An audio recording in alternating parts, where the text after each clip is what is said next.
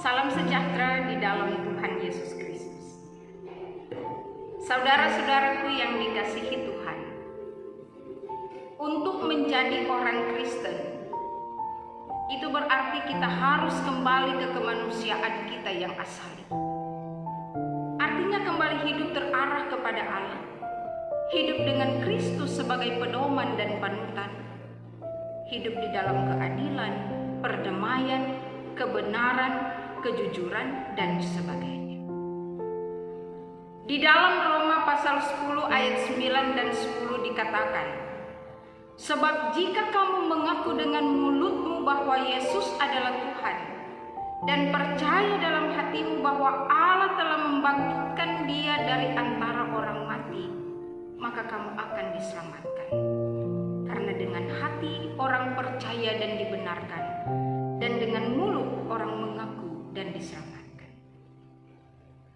Dengan tegas dan gamblang di sini Paulus mau mengatakan bahwa hidup yang berdasarkan pada pengakuan iman atau kredo kita bahwa Yesus adalah Tuhan yang telah dibangkitkan Allah dari antara orang mati bukanlah suatu pengakuan yang hanya di mulut saja, melainkan harus lahir dari hati yang paling dalam.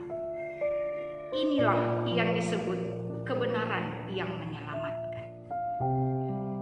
Nah, saudara-saudaraku yang dikasihi Tuhan, jika ada kebenaran yang menyelamatkan, maka itu berarti ada juga kebenaran yang tidak menyelamatkan.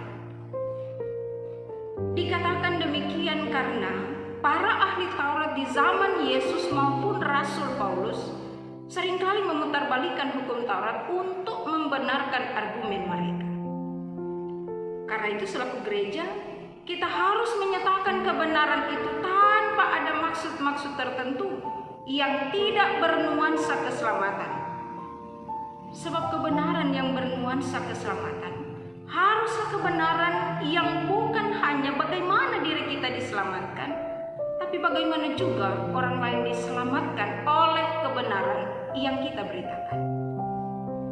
Saudara-saudaraku, sebagai orang Kristen, sangatlah penting bagi kita untuk memeriksa diri kita dengan jujur dan teliti. Apakah hidup kita selama ini telah hidup dalam kebenaran? Ataukah hidup dalam kepalsuan yang mendominasi hidup kita selama ini? Sebab bila kita serius dengan keselamatan kita, maka kita juga harus serius dengan kekristenan kita, yaitu hidup dalam kebenaran.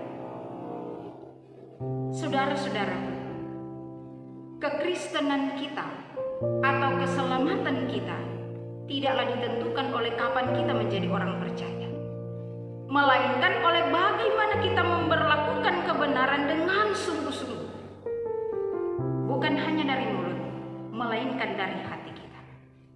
Inilah kunci bagaimana kita harus memelihara dan mempertahankan keselamatan yang sudah diberikan Tuhan kepada kita. Tuhan Yesus berkata, "Akulah jalan dan kebenaran dan hidup." Yohanes pasal 14 ayat 6.